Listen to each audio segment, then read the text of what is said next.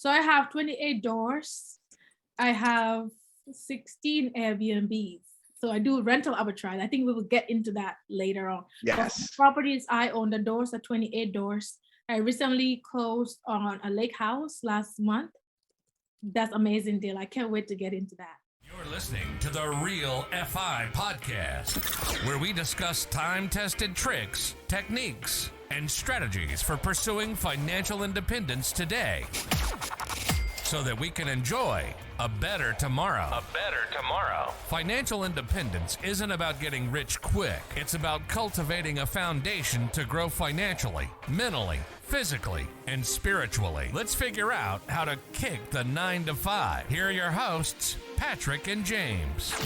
All right. How's it going, everybody? And welcome back to another episode of the Real FI Podcast. I'm your host, Patrick McGrath, with my co-host sitting over there, James Rippion. How's it going today, James? Going good, man. I broke out my colorful beach kind of shirt, trying to live the dream mentally as I'm here working in North Carolina, just dreaming about the beach. So other than that, going pretty good, man. Excited for this interview with Yaamu. I think we're going to hit a lot of great points on investing and real estate and just financial independence and taking action. So I'm looking forward to it.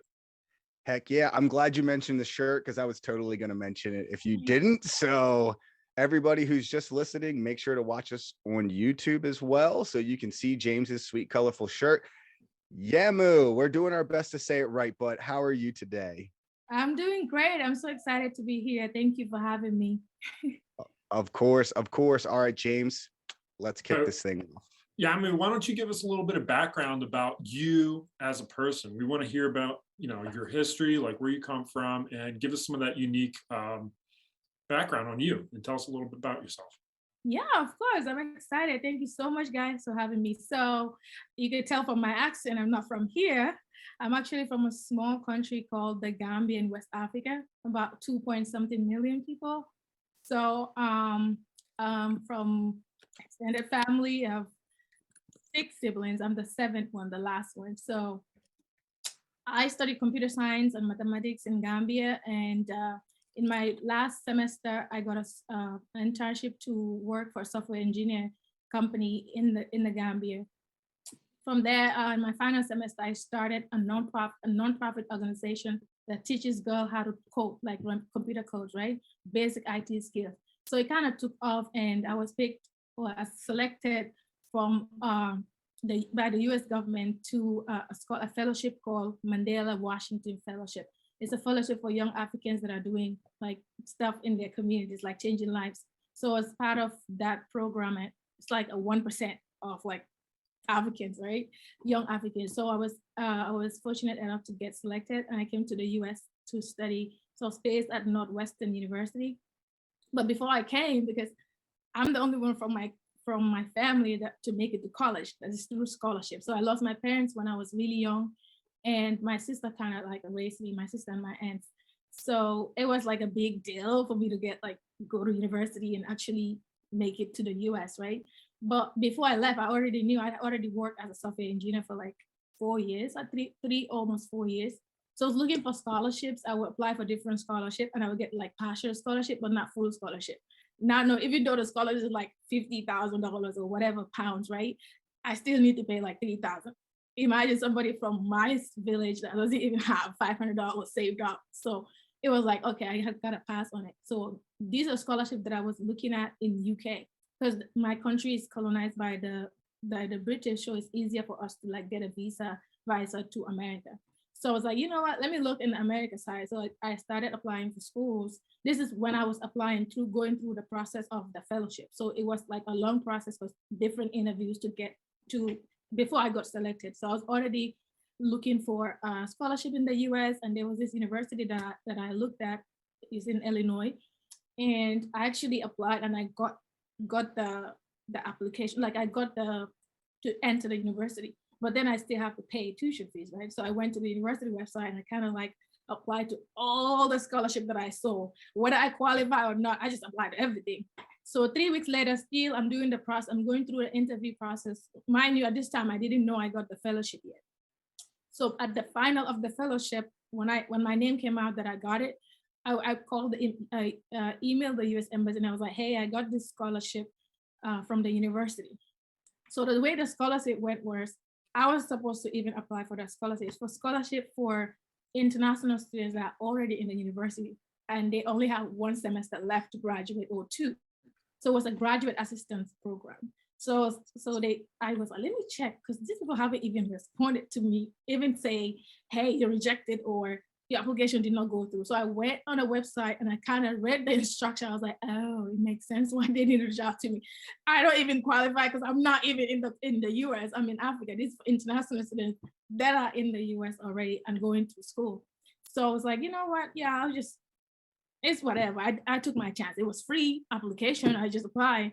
So like few days after, like few weeks after that, when I checked and confirmed that this is not for me, they emailed me back and they were like, you know what, your application was too strong. We don't usually do this. We're gonna give out an exception. Here's the Skype information for the interview. It was like midnight in Africa. I was like, they didn't even check to see the time. Mind you, I don't have any internet at home. The only internet access I have is at work. So I asked my boss, is it okay for me to stay overnight at the office? And he was like, yeah, sure. Just talk to the security guy and I'll let them know that you're going to be spending the night. So I set up the conference room because that's the only place I could get internet, right? So out there, did the interview. Like that was the first time for me to see 5 white guys for the first time in Africa because I hardly see a white person for like maybe like once a week, or you go to the beach and you see somebody. So I was like, oh my God, this is going to be so scary. Like all of them were waiting on their suits and everything. And I'm just scared, like sitting there. So the interview started. At the beginning, I was so nervous, but then they asked me questions. So this is something I know. So I know how to program. I know. So I was just hitting the points. I knew that I was doing great, but I was like, what are the chances that they'll take me? So they were like, this is a competitive scholarship. Like we told you, there's so many international students here that qualify, that apply. We have so many applications. So if you don't hear back from us, that's it. Like, don't call us, don't email, we'll let you know because it's different routes, right? I was like, yeah, I'm not gonna get this. Even though I gave it my best, I'm not gonna get this. The same week was when the fellows, the name of the fellows for young African leaders were supposed to be published. So I got that, and I got that email the following day or something after the interview for the university. Just exactly the next day, the university emailed me and said, your interview was so exceptional. We don't even want to go further with the interview. We picked you. I was like that, like this, screaming at work. Everybody was like, what is it? What is it? And I just gave them my phone, and they were like, no way. So the same week I got the fellowship and I got the scholarship. So I was like, and the fellowship ends 2 days before the scholarship starts. So I have to leave because then I called the US Embassy. Before that, I called the US Embassy and I told them about the scholarship. They were like, well, there's no time. And this was on a Friday. They were like, come right now because we have to give you a visa for that because you can't go to the fellowship and come back. You cannot go to the fellowship and continue. You have to come back, then go back because it's a different visa. So that's how it worked out. I came for the fellowship. I was placed at Northwestern University. After that, I went to, they flew me to DC to meet President Obama. And then I had to go back on Thursday. This was 2016, go back and come back. And so I left on Friday. The fellowship ended on Thursday. I left. It takes about a day and a half to get home. I went home, arrived on Friday night. Saturday, I'm packing my stuff to come back because Monday is school. I was so exhausted. Mind you, I've never entered a plane ever. So that was my first time to come on a plane, go back. So it was so long for me. It was exhausting. And yeah, that's how I got here. So I did my master's, completed master's. I got a job with CDC in Atlanta, Georgia. And yeah, 1 year after working for the CDC, actually less than 1 year, I keep getting pharmaceutical companies reaching out to me. And I'm like, yeah, this is for US citizens. Like US citizens are the ones that can get 2 jobs. I don't think, like I'm on a visa. I don't think I'm allowed to get 2 jobs. Right? I literally just got my green card like last month, like May. So I was like, okay, this is not for me. So one of my good friends, she was like, no, actually the IRS don't care how many jobs you have as long as you pay the taxes. I was like, okay, I'll just interview.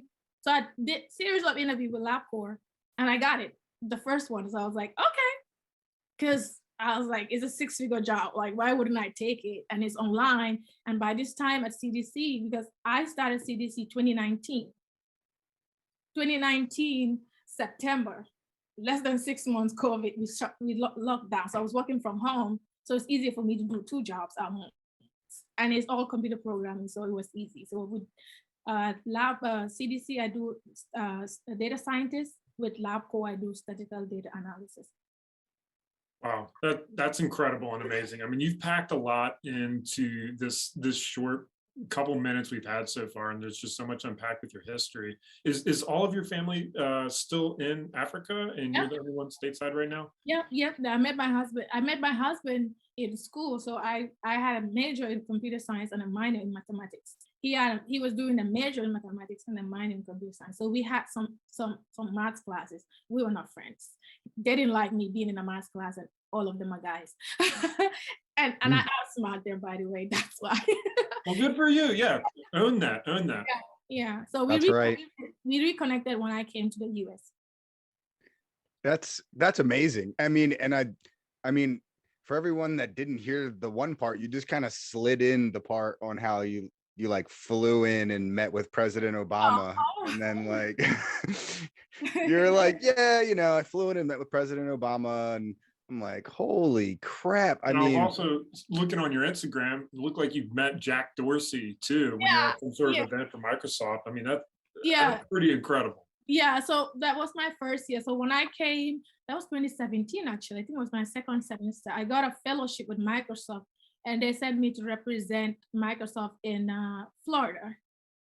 Trust me, it was so hot in Florida at the time. It was so humid, even though coming from. So that was when I met him. It's a convention for women engineers, women in technology. So I got a check, nice paycheck from Microsoft to go.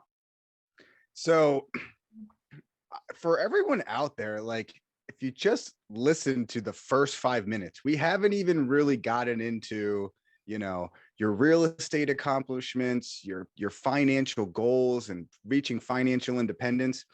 And you've already packed so much amazing, you know, stuff, such a great journey. I mean, double masters, working 2 jobs, like getting a visa, you know, just going through the entire thing. Like, and I know what's coming ahead, but you know, the first 5 minutes have been absolutely amazing. Like, anyone who's not inspired by your story already and not ready to hear the rest, I mean, I don't know what else we can really give you. So let's unpack, and now let's start getting into how the heck are you able to do real estate working 2 jobs now? Like, please, so many people out there say they can't do anything. Like, let's get into that journey and break your first deal down and tell us where you're at today. Sure. So the job came after I started. The second job came after. So when I started investing, I've already, at this point, because this is what I knew, like, I've already worked in Africa for like 4 years, right? Working for somebody, making them rich program.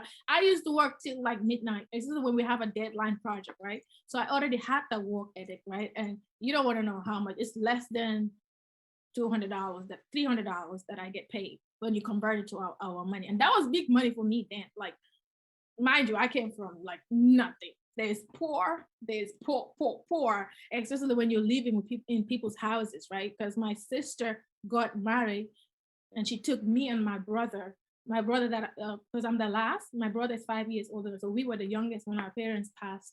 So she got married and she took us with them. So we had to live in her husband's extended family. So you know you don't belong, right? So you always have that thing of having that house. So I'm gonna cry. I'm gonna try not to cry. Still emotions there, but growing up knowing that, okay, I don't belong in this household, right? Especially like when you see everybody else with their parents and they have extended family, they have the same last name, right? You're the only one that doesn't belong. So you know this is not your place. So I always like to have that feeling of, oh, I wish I like a home, or like when I'm passing by, even as a kid, I'm interested with people in their houses and stuff. So that's where it came from. That so I always wanted, like, oh, look at the house. Oh my God, look at these kids in this nice house. Like, that was kind of my thing, right?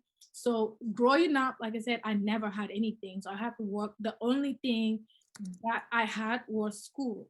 So even though I'm going through a lot of emotional abuse, a lot of physical abuse at school, my thought, my way of processing it was books. So I read every book in the library. I've read Mills and Bones. Any book that was donated to the school library, I've read it. As long as it's a book, I read it. Okay, I borrow books and read it. So that was my refuge.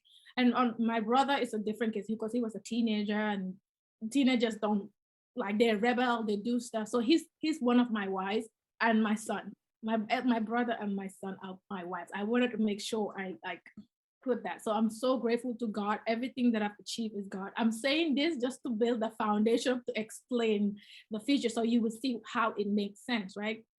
So the second job came after. So when I started work, so I already knew that I don't want to keep working like that, like slaving for somebody. You know how here everyone's like, you're working to make people rich. I've experienced that in Africa. So other people be like, you should be grateful. You're getting 16,000 dollars. That's like our currency. That's a lot of money, right? And I was taking care of my family and I was doing everything, but I knew how much the company was making based on what I'm doing. So I know the difference. It doesn't, the margin doesn't even make sense. For somebody else, they would say, you should be grateful. Like you went to college, now you got this good job or whatever. But it doesn't amount to the kind of work I put in. Like I work all the way. Every time I go home 9, if there's a deadline, we would spend, like, me and my colleagues would be there all the way because it was a startup tech company. Now it's one of the biggest companies there. So like I was like, I don't want to give my all to and this is the thing, the owner of the company is also from my country, but his parents are well off. So that he studied in the US and he was in his 30s then. I was in my 20s. So, but the age gap, like he's so young and he has this company, he has us working like slaves here, right?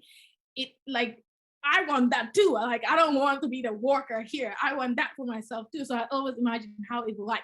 That's why I kept looking for scholarship. I gotta get out. I gotta find a way. It's not gonna be here. So I already had that fuel in me to always like, I want more. I don't want to be a worker. I want more. So coming here, I was like, okay, let me get my education, let me get my paperwork together, and then I'm gonna start. So me starting a job, I already knew this, like, I'm not gonna be doing 9 to 5 like I did back home over here. America is a line of opportunities, and I'm gonna go all for it. So I started reading books. I was like, okay, I'm gonna surround myself with what I want to do. So I always interested in housing, and I know that real estate is the way forward. Like all wealthy people, when you talk to them. So I stumbled upon a lot of stuff, like doing my research in real estate. I would see bigger podcasts. I would see other podcasts. Any podcast that I see, I listen to it. So that kind of stayed with me to say, okay, the minute I got this job, I'm started. So before I even confirmed with the CDC job, when I was getting the CDC, I didn't even know it was. When I graduated, I was just looking for any job just to get my paperwork. If you're U.S. International student in the U.S., when you graduate in the science year, you have 1 year that you can work for a tech company that you study, like a field that you studied, to get your visa, to get the company to sponsor your visa, right? So I had 1 year buffer to get that. So when you get that, some companies at that time, it was hard for the companies to sponsor because they don't want to deal with immigration stuff, right? They'd rather take somebody and train them who has already have their papers, and not an F1 visa. So I have to work extra hard to show the companies I can do this. You need me. So I would do technical. If you're in IT, you would know how hard technical interviews are, like live coding, why they watch you. Okay, build this. Okay, program this, and you sit down. So I would study like anything. Like I basically learned all the other programming language that I didn't know just to get in, because I had just 1 year. So it was so hard for me. And by that time, I've already married my husband. So I was already pregnant when I was graduating. So I got my first job, and then they wanted me to start on a Monday, but I was 8 months pregnant. I was like, they were like, no, we'll give it to, we want someone to start now. I knew they wouldn't give it to me because, I'm gonna go on maternity leave anyway. They just give it to the second person round. So I was just, I never gave up. I just keep interviewing. When I was interviewing for the CDC job, I didn't even know it was for federal. It just said classified. And I was like, I thought it was like an error or something. I didn't care. I was just interviewing for everything. So I interviewed for them. And the day of the interview, they were like, there were so many rules that didn't make sense. Like, don't do this, don't do that. Dude, I was like, why is this company so weird? Like, I never knew. So when I did the interview, they were like, no noise, the supervisor or director is gonna be listening and of the department. It's gonna be listening and no this, no that, put your phone on this, don't do this. Like it was a lot. So I was like, this is weird. Mind you, at this time, I don't even know what CDC meant. The interview day, I went out to the patio and the lawn care people decided that day to do, because I lived in an apartment complex then. They were doing the lawn care. Like it was like, I ran, and usually it's the quietest place. I ran inside and I apologized. And they were like, yeah, we're here. You can go ahead. I was so nervous. I did the interview. I was like, yeah, I'm not going to get it. 30 minutes later, the recruiter called me and said, did you even know who you interviewed for? I was like, no. He said classified. He said, you interviewed for CDC. I was like, huh? It was like, yeah, the federal government. And they love you so much. They want to take you. I was like, really? They were like, he said, do you even know? I was like, no, I didn't. He said, why didn't you ask? I was like, if I knew what CDC, I would have been scared and I wouldn't even have performed the way I did. So I got the job, but then they thought I had my papers. They didn't know I'm an F1 student, right? So it was like, send me your passport, send me this. I was like, okay, I sent it. It was like, no, I mean your US passport. I was like, I don't have a US passport. I don't even have a green card. I have a student visa. It was like, oh my God, let me call you back. And hang up. At this point, I was like, yeah, I'm not gonna get it. That's it. And then he called me back. He was like, well, they love you so much. They'll still want to go ahead and make an exception, but you're gonna go through a long process of verification, this, biometric, blah. I was like, I'm ready for it. I'll take it. So I had to wait like 2 months, 3 months to get that paperwork and everything done. And I started September 9 or 10 or something like that, 2019. I worked there for like 6 before, like it was like September, October, November, December, January, February, March. So by December, COVID happened, but it hasn't hit America then, right? And then March happened. So we shut down and we had to work from home. I got my laptop, I'm working from home. But before the COVID hit, I've already been doing research. I've read so many books in real estate. I have listened to so many podcasts, so I was ready. So I approached a bank and they were like, first of all, we love your enthusiasm and your will to work to get your first property. Like I wrote to all the banks and I'll call all the local banks, because in one of the books says work with local banks because they're gonna help you, right? Call all the local banks and got only one bank to listen to me. Because first of all, my credit score wasn't high. When I was a student, I worked for the university and they waived my tuition fee and give me $1,000 stipend. So I didn't have like money, or it was a debit card that I used to buy Boss Pass and pay my rent and then buy groceries. That's it. And I didn't have anyone, because I don't know anyone. I didn't have anyone in my circle to tell me about credit or anything. So I didn't have a credit card at that time until I graduated, until I started work. They were like, first of all, you have to go get a Capital One or Discover card or like a secure credit card and start building your credit, because your credit is like in the 500. There's no history there. And come back in like 6 months, 7 months, or 1 year, right?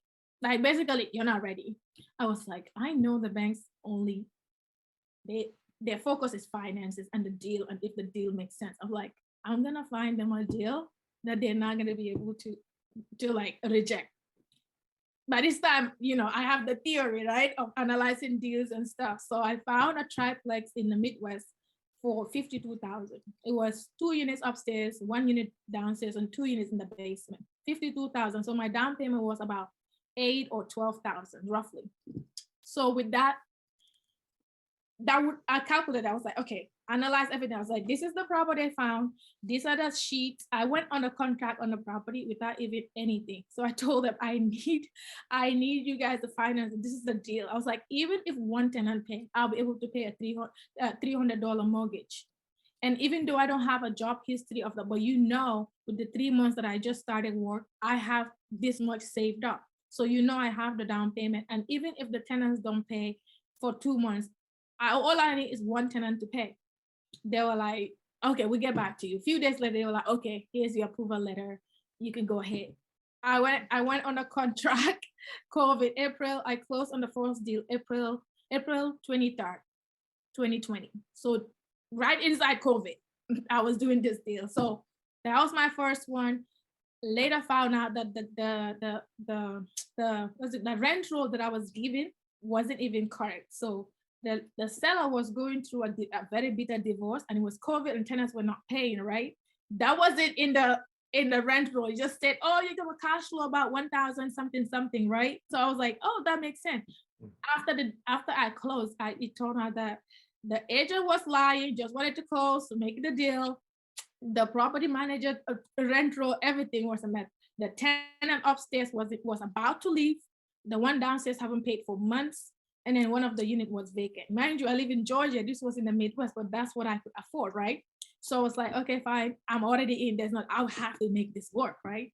So I gave two of the tenants cash for keys. Only one unit was rentable. I got that rented. I worked with the property manager. So whatever rent I get, I will put it back to the house and fix it up. I fixed up the place. Like I didn't do like a huge fix or renovate. I just did like paint here and there and got it rented. Now I have 2 units that are cash flowing, and I put that money and some of the money I saved up to fix up the upstairs and rent it out. Now that property cash flow about 2,000 and some change. And my mortgage is only 350 something. And the mortgage I had was on the 15 years. I told them, don't even give me 30, give me 15 years. Like I'm out, I got this. So my mortgage was, now I regret it. I wish I was 30 years, right? But yeah, it cash flows. I had property manager manage it for me out of state. So I was like, I went through hell with that property, right? To get it to that level. So the bank was so impressed. I was like, I need to get my second deal. The second deal, I did the same thing.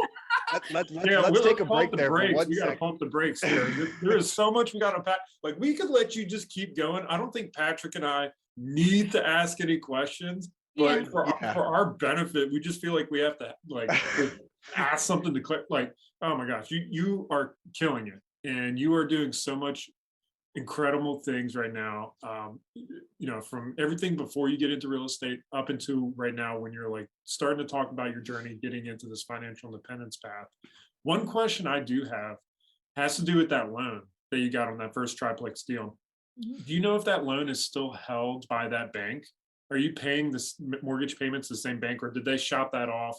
No, it's the same bank. It's the same bank. And I have done multiple deals with them, actually. We've built that relationship. Yep. And that's something I wanted to highlight for everybody, is like your intuitive instinct after reading and researching to form local relationships is so key, because even with having a low credit score, you're able to find a deal and make the deal with the bank work because of the deal itself, not just because of them trying to jam a square peg through a round hole as far as like a predefined lending criteria.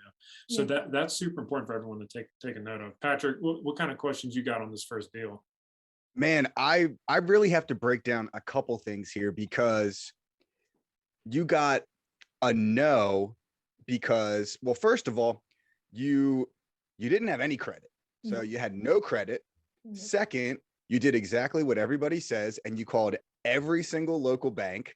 No one would deal with you, but you found one that was like, well, if you get some credit, we might be able to help you. So that was another no. Then you went and found a deal that you could afford, which was out of state, 1,000 miles away from where you live. And you went back to the bank and presented them with the offer. You were like, hey, you told me no already, but this is a great deal. Let me just try. And they said, yeah, sure. Then you found out that everyone lied to you. Everybody. And and mind you, this is during COVID. Yeah. Every single person lied to you. The agent lied to you. The property manager lied to you, and you had to deal with all of this stuff out of state. Yep. And then the part you glossed over right at the end was now it's cash flowing $2,000 a month. And this is 2.5 years later. So I just had to pump the brakes there for a second, because James and I are going to do our best to really not try to derail, because you articulate and tell your stories so fantastic. But I was like, whoa, we have to just kind of like break a couple of those things down for the listeners that may not have been able to pick up on all of that. So let's continue on the story on after this one. Where are you at now? So after that, I was like, okay, this worked well. I know I don't have any much of money right now because all my money that I had saved over about 7,000 all went into like getting that unit and getting those 2 units to sponsor the upstairs unit to get that rented. So I was like, okay. Few months later, I was like, I need to find another deal because it was so exciting because now I know I'm ready. Like the property has appraised. I have at least 20,000 or 30,000 in the property already once it was all fixed up. And I was like, okay, how about I go back to them and tell them I found another deal? So I was like, okay, where else can I invest? Where else can I look for a deal like this?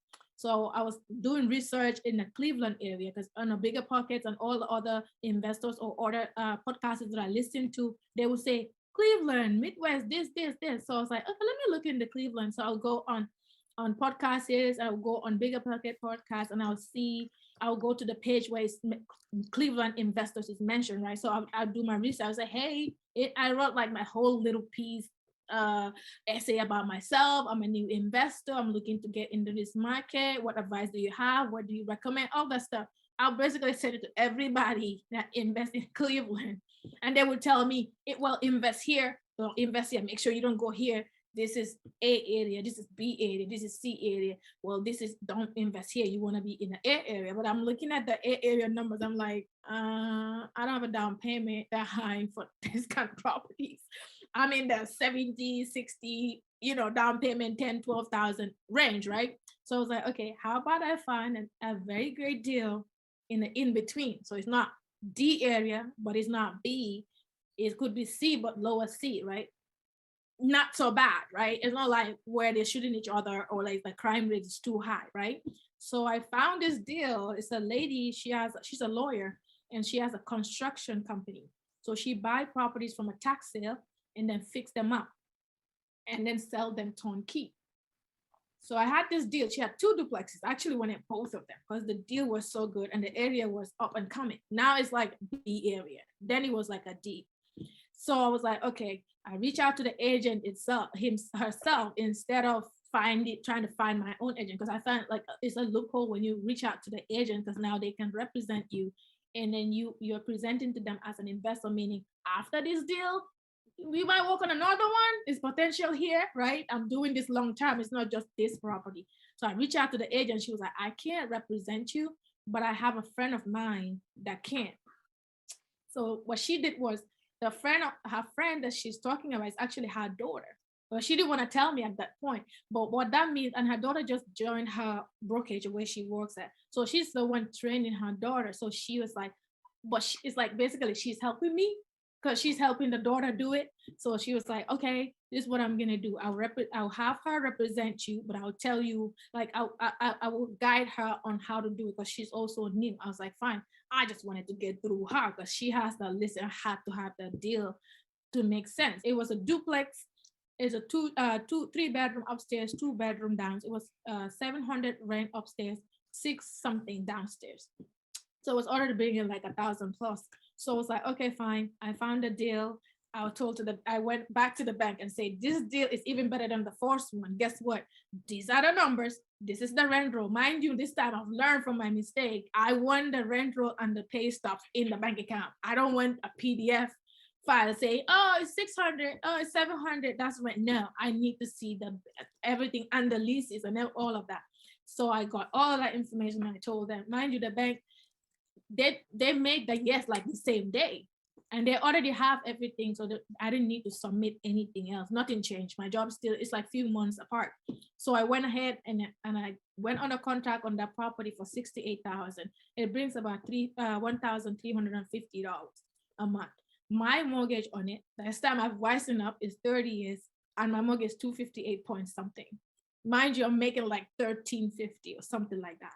So it was a no-brainer. The bank, they financed it. I was like, well, I'm ready to go. Now I'm getting 2,000 over here plus 1,000 some change over here. So it's like, I had my property manager, he was taking like 8%. So I was still able to pay my mortgage. Mind you, the utilities are paid by the tenant. I only pay like the sewer bill. That comes like every 3 months or something like that. The water bill and the sewer. So it was like, I still have to send that back to the tenant. Sometimes I don't, because it's like $30. or $50. So I just pay it out. But I gave them a cap. If it's more than 100, yeah, you guys are gonna pay for it. So it's never at higher than that. So it's always that margin. I got that property. I was like, yep, I need another one because now I'm cash flowing. Now the property was appraised. And now the people that were telling me don't, because at this point, because I like to form relationship with people. If you're doing something that I want to be at, like I want to be doing, I follow you. When you post something, I comment, I ask questions, I do all of that stuff. So at that point, they're also buying and selling like in bulk. The same people were selling me mail. They still are sending mail to buy the same property. And I was like, wait, hold on. You guys told me not to buy in this area and you're investors. Now I'm looking at it myself as a seasoned investor, right? I learned something. I'm like, if I bought the property 7 months ago for 68,000, right? I'm cash flowing this month. You guys want to buy it for double the price? Something is wrong. It's because when you buy it, you have to make profit on it. I was like, then my property is not worth how much you're trying to buy it from me. So I'm like, nope, it's cash flowing. I'm good. If I need money, I can go to the bank and refinance, pull that money and do it again because it's only positively cash flow. I still have the same tenants. So I was like, no, I'm not selling it. But that's just something so people to learn, right? When you have your properties cash flowing, if you're selling it, make sure you're selling it to make profit to put on 2 other properties. Don't sell it because, it's to go and flip it. So that's why I love buy and hold. I like to buy. If I flip, it's because it's so much profit, I can't pass on it. So that's how I got the second deal. And now it has appraised for like, because they were offering me like 135. And I got it appraised is like 160 something. And it's cash flow. You bought it for 68,000. 68. So you're cash flowing over $1,000 a month and you have $100,000 in equity. Yeah. On a property that the same people that told you not to invest in the area are now sending you letters to buy your property. Yes, they are. I still get letters from everyone. Almost every week I'll get a letter from somebody saying you want to buy the property. Sending you postcards and everything else. Yep. Which is exciting. All right. This is exciting because I do entertain it. It's just nice to know, like, oh, you paid this much? Okay. It was just like, okay, so how much would you pay for it? And it was like, we can close in 3 days, cash offer, this. And I'm like, yeah, let me think about it. But I'm like, no, thanks, bye. It's just nice. That's so awesome. So let's jump ahead just a little bit. And currently right now, so you started in 2020, beginning of 2020, we're in the middle of 2022. So let's just call it, 2 years. Exactly 2 years. Yep. How many properties do you currently have? And what is that mix up? Like, where are you sitting at right now? Okay. So I have 28 doors. I have 16 Airbnbs. So I do rental arbitrage. I think we will get into that later on. Yes. Properties I own, the doors are 28 doors. I recently closed on a lake house last month. That's amazing deal. I can't wait to get into that. But my net, I would say it's about 1.7 now. Like it grows so fast because of the cash flow that's coming in a month. So a few months ago, it was like 1.2. And I spoke to my CPA last week when he was finalizing on my taxes. And it was like, yeah, you're at 1.7 or something like that. And this does not include, remember the analysis we talked about that property. So I was like, wait, hold on, what? We're gonna jump into that one in a second. So what you just said is in 2 years, you now have 28 doors. You have 16 Airbnbs that are through rental arbitrage, right? No, 16. 8 of them is arbitrage. 8 is mine. Okay, so 16, 8 is arbitrage, 8 is hers, Airbnbs. You've got a lake house that's also going to be an Airbnb, and your net worth for your taxes last year for 2021 was $1.7 million. And this doesn't even include the new deal, right? I have to pay the IRS $20,000. I hate it. my CPA was like, you can't make that much money and not pay the IRS. They need a piece of that. I was like, well, I get into real estate, so I wouldn't pay all this taxes. It was like, yeah, if it wasn't real estate, you'd be paying way more. And I was like, okay. You're a cost segregation study away from not paying taxes ever again. So. Exactly. I'll have to tell you about that one. James, you got to break this down a little bit, man. I know your mind is going bananas. I mean, it's incredible the progress you've made. Like that. I'm looking at my own life and I'm being like, I have this saying that I always tell people whenever someone like complains about wherever they're coming from or they say something's too hard. I always tell them people have done more with less.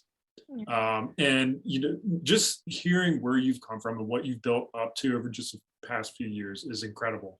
And it's honestly just a testament to people having to just get off their ass and make those decisions to take action. I want to talk more about these Airbnbs that you got going on. Okay. Because I feel like there's something super special in there, hidden in there that I think a lot of our listeners can really dig into and extract something from. So give us a little bit of background about your Airbnb business, both on the side of you owning some of those properties and also some of the creative arbitrage aspects that you have going on. Yes. Yeah. So so what happened was, so I have this rental going on. At this point, after the 2 rentals, I was able to save a lot of money, right? So I was like, you know what? Now I'm gonna start buying very cheap and fixing up so I can afford appreciation. So my third deal was like a cash offer of 15,000. I fixed it up. It's worth now 60, right? I rented it on Section 8, so I'm getting like 1,500 a month. It was a 4-bedroom, possible 5 with 2 full baths. It was a great deal. I loved it. I did that. That was amazing. I with that cash flow plus the 2 properties, I was able to buy another one, a package deal for 5 from somebody who went on a investor who goes on a tax sale and buy properties. So I was able to buy a 5 units, 5 property package. So that kind of supercharged, because now I'm taking, and the deal with the way he structured the deal for me was I only put like a small down payment on each of the properties and pay him 500 every month. He just wanted cash flow, pay him 500 every month. So what I did was I put the down payment on all 5, and instead of paying 500 every month, all of them, I took my own money of 15 or 20,000 and fixed up one and paid that off. So I didn't pay it off. I took the money because it's did it to me. I fixed it up and put it on Section 8. Now I'm taking that 1,500 to pay for these other ones, right? So it's like my money is in 20 grand, but I already have the forced equity. So I use that to like pump it out. So what I'll do is I recycle the money and fix all. So I fixed 3 of those 5 and I have 2 left. And I've paid off all that 3, right? The other ones left is like 3,000 left. I mean, I can pay it off, but there's no interest. What's the rush? It's just 500 and I'm having the rentals pay for it. Now, this is 2020, right? 2021 came. Everybody's talking about, the shutdown kind of made everyone crazy, right? We shut down, nobody goes anywhere. So Airbnb was kind of like the topic. Everybody's like doing Airbnb. And what I did was I followed everyone that has Airbnb hosts on their social media. At this point, I left my own social media, Instagram, and I created a whole identity, that's when I created my page name. I was like, this page, I'm only gonna follow real estate. Anyone that follow me that's not even in real estate, I'm blocking you. Everybody, everything is real estate. I just want to hear anything. Investment, financial freedom. That's all I want to do. That's what I want to follow. I want to surround myself with people. That's when I followed you guys and follow everyone else.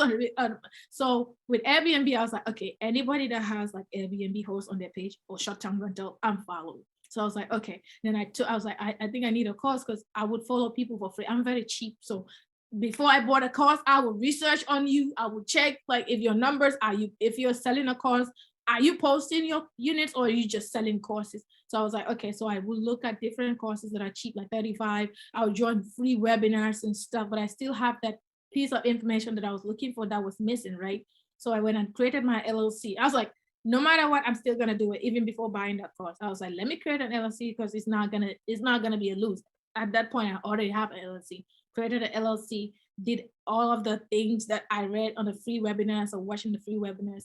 Created the LLC, and I'm like, now I'm ready. So I bought two courses, and I was listening to them. So I was like, calling, because in the courses they were like, call and ask the apartment complex that you want to do this, and there was a speech that they give and everything. I was like, well, I live in an apartment complex now because I didn't have my home then. I was like, I'm gonna start with my apartment complex that like they have like 80 something apartment complex. So I was like, wore my suit, everything they said looked professional, blah blah. I even took the deeds of my property to show them that I'm legit. See, I even have my own rental. So trust me, I'm gonna take care of your property. They were like, your LLC has to be at least 1 year. Your LLC is just 1 month old. I'm a kind of person, if I think about it, I do the research.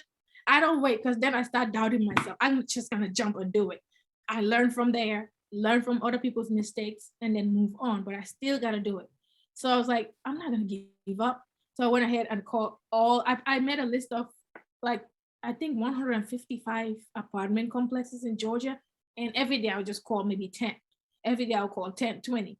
And then I'll have yes, no's, and I'll set up appointments and I'll go and I'll talk to them. I explain my business model. I want to rent to travel nurses. I want to rent to business people, not just because the concept that people have with Airbnb is partying. What if they break this? What if that? So I was like, I'm gonna present myself as somebody who will rent to travel nurses. Everybody respects nurses and doctors.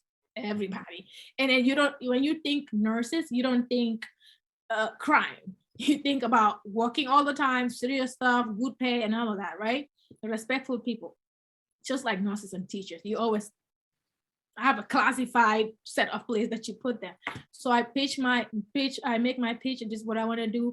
And when they ask question about, okay, so how you gonna manage it? I already have an answer for them.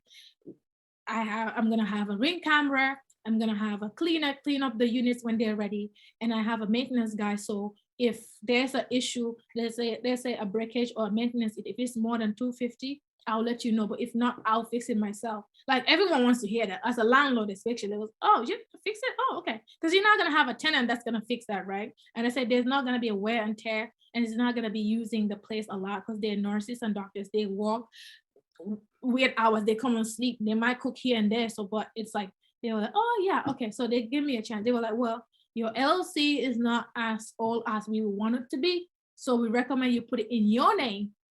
And then after 6 months, we can convert it into the LLC name, right? Into your LLC. So it's not like your credit. They ran my credit. Again, I was building up the credit. It wasn't all that. I explained to them why my history wasn't long, but they know that I don't have no student loan because I had a full scholarship, right? I don't have like a car bought a cheap car for $5,000.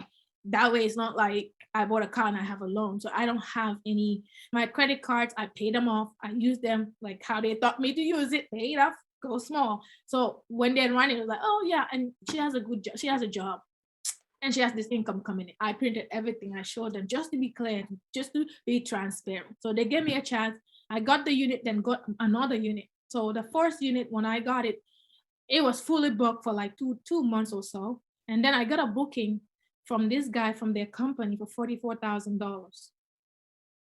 $44,000 for a whole 1 year. It was insane. Mind you, I don't own the property. The rent was $1,200. So when I get like on average, my rental was like $3,000, $4,000. So I paid them the $1,200 and I walk away about $3,000 or $2,008, something like that profit. And then for like 2 months, I did this April 2021. I have a thing with April. I don't know, all my stuff started in April for some reason. It was April 17 that I listed the unit.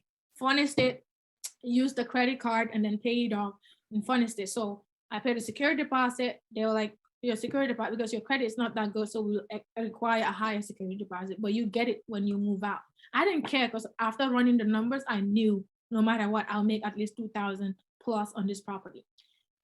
It was booked like 2 months straight, like all that, but it was like a high turnover, and I had my cleaner, but it was like high turnover. I never had like a long time stay. It was like 3 days stays, 5 days stays, 4 days stays, right? But it was still booked up, which is exciting, right?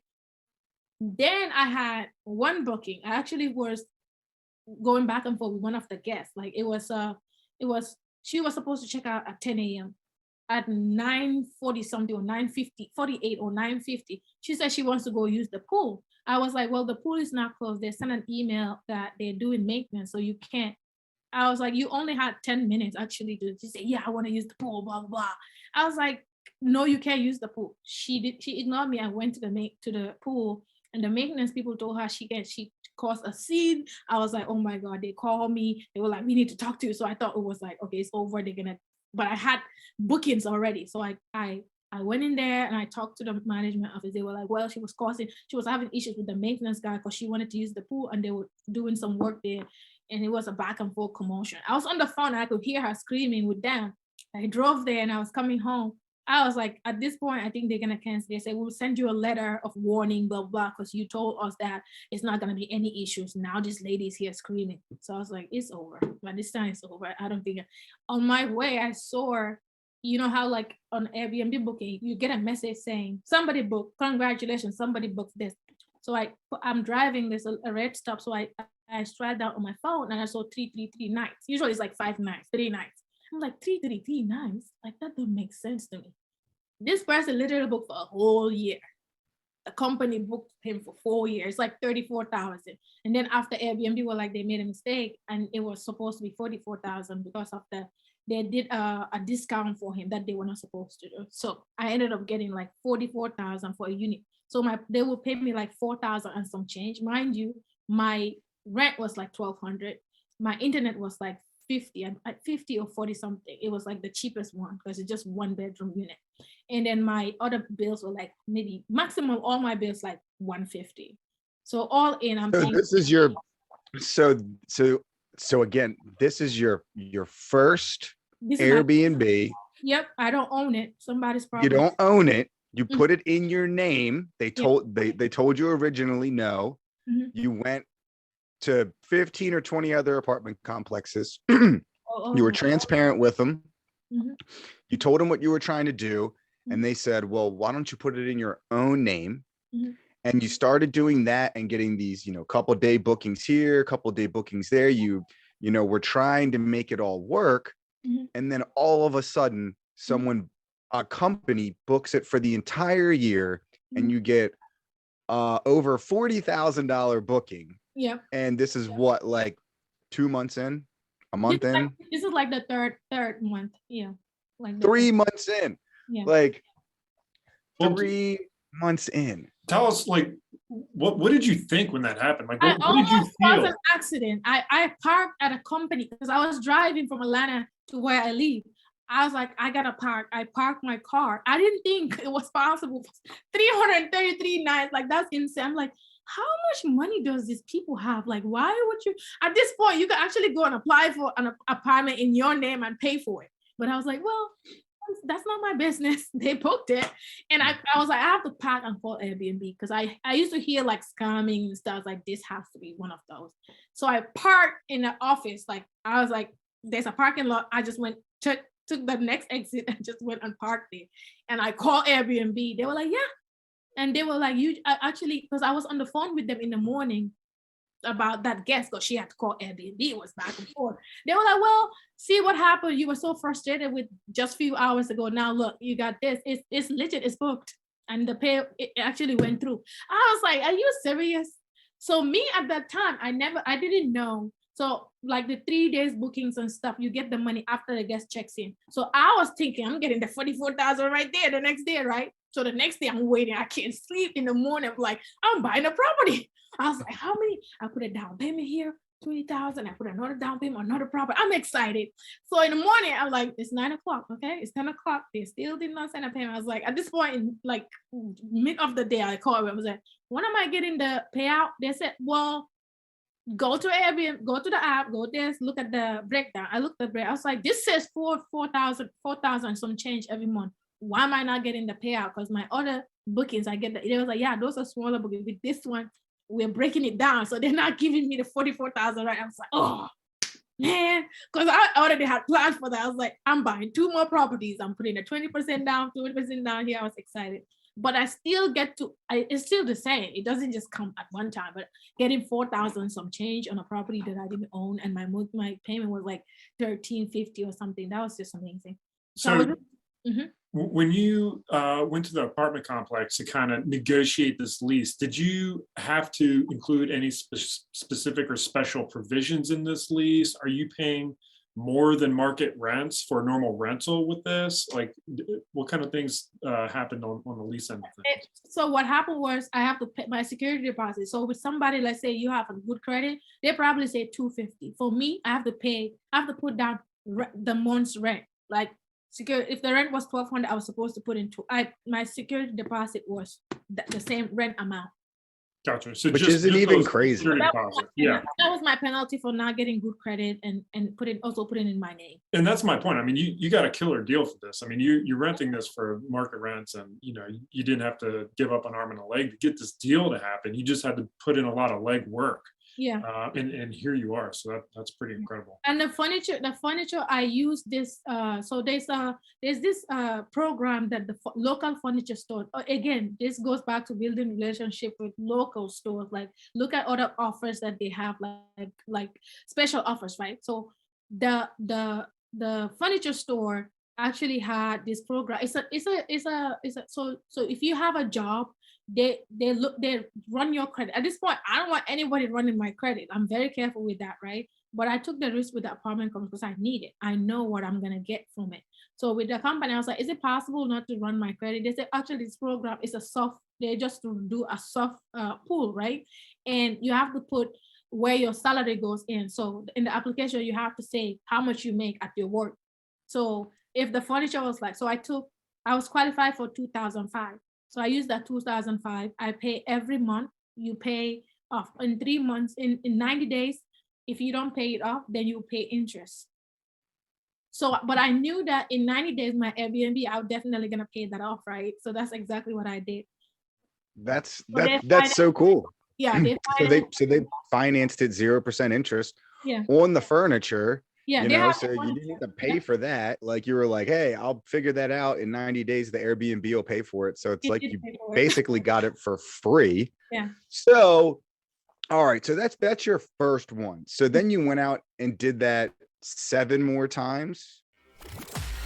Thank you for listening to the Real FI podcast, where you learn from the investors that have lived the hard lessons for you. To connect with us during your pursuit of financial independence, be sure to join our community by following us on Instagram or emailing us at info@therealfi.com. If this content made you financially, mentally, physically, or spiritually richer, please make sure to leave us a positive review on your preferred content platform. Cheers to kicking the 9 to 5.